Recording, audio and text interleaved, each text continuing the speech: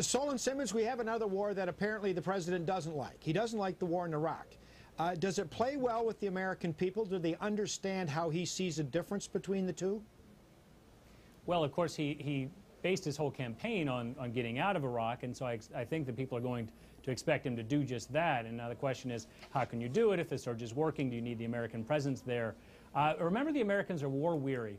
Americans don't like war in general. I mean, there's a powerful military here, and you know, we were chatting about why is it there's so much pomp in the United States around the transition of power. In part, I think it has something to do with having a powerful military, and you get a lot of pomp with militaries. And yet we're not a warlike people, ultimately. There's something that you want to get in and get the job done and get out, and being bogged down in foreign entanglements has been something that we've been afraid of since Washington. So he's going to have to get out of this situation somehow and pass it over, as was said, to some kind of political solution. I'm not so sure exactly. You know, we've forgotten about it in some ways. There's been so little conversation about Iraq since the election that I think that we're going to learn a lot about what how he sees the world. And I think what's interesting about how he sees the world and what we learned today is that he invoked the Schlesinger cycles indirectly, which is this distinction between private interest and public purpose. And so he's going to try to redirect that attention from, he's going to have public purpose around the world, but redirect that back home. And so how does one turn the gaze back home? Now, America being so powerful as it is, might be very hard to do. We're going to have to wait and see on that account as well. Ian MacDonald, Iraq. What about it? Oh, he wants to, I mean, he had a timetable for withdrawal by 2010, by the end of 2010, and that suits the Iraqis too. But you know, how fast President Obama is going to be able to draw down will depend on the conversation he has with the Joint Chiefs and the other commanders, I gather, beginning as early as tomorrow morning.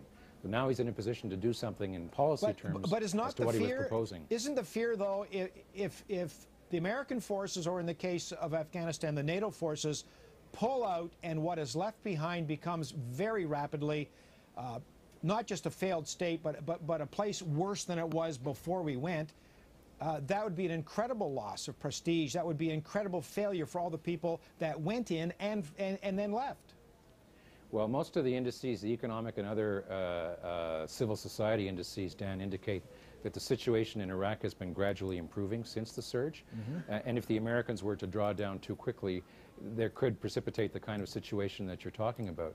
Let's remember that this is a country that was created out of the Versailles Conference in 1919. And Margaret Macmillan wrote about that eloquently in her book, Paris 1919. You know, you got essentially the three tribes of Iraq, and if they don't get along, then you have something called civil war. Bruce Hicks, what's your take on all this? Well, it's certainly a challenging file.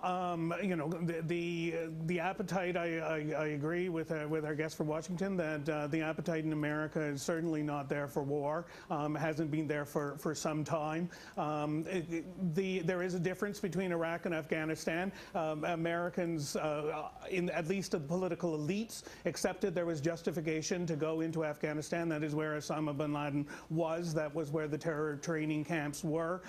They do not accept that Iraq, the arguments put forward by George Bush and his administration were justified to go into Iraq. So they are two very different wars in terms of legitimacy, and that message is not lost on Barack Obama. Making Afghanistan work is a challenge. The interesting thing, of course, is Hillary Clinton's talk about smart power in her confirmation hearings. You know, she talked about that there are three pillars going to be of American foreign policy now, not just defense, but also development aid and diplomacy. And Robert Gates has indicated that he'd be willing to let some of the Defense Department resources go towards the State Department to increase their capacity. Development aid and the call to service seem to very much dovetail. So, you know, I agree with Aaron in Toronto that, you know, to make Afghanistan work, you have to go beyond simply military. You know, the poppy fields have to be replaced in terms of where people make their income. You have to rebuild schools. You have to create a standard of life that people want to embrace and therefore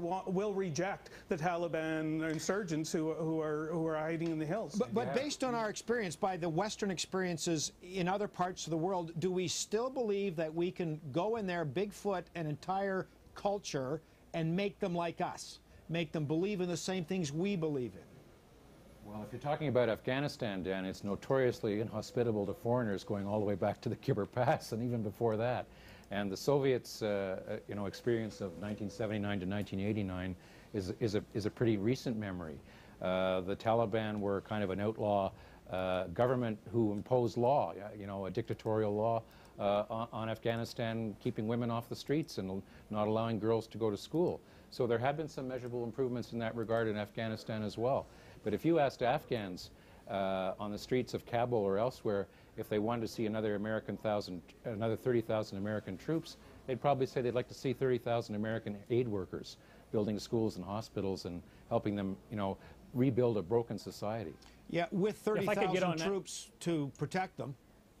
Right, of course, yes. Yeah. If I could get on that, I thought that's a nice point because it points to development. If you think about the Ask Not speech, Kennedy's famous speech, which called us to action, one of the things that came out of that was the Peace Corps, this notion that one needed to compete with the Soviets by investing in the rest of the world and developing it and sending Americans abroad. And it's questionable exactly what effect that has had, but it certainly is a nice gesture, and it speaks to the kind of spirit that Obama would like to portray. So I think that the extent to which conflict and development come together as similar goals is going to be interesting. And in tight fiscal times, it's not so clear what kind of support there will be. But clearly, I think we face another kind of challenge like was faced with communism, that is facing this Islamic extremism and how to carry people along. And I think Afghanistan clearly is a problem of underdevelopment. You know, there's a quip that conflict is a development in reverse. Well, we need to move that in the other direction, I think. And Obama probably understands that, whether he can do anything about it or not.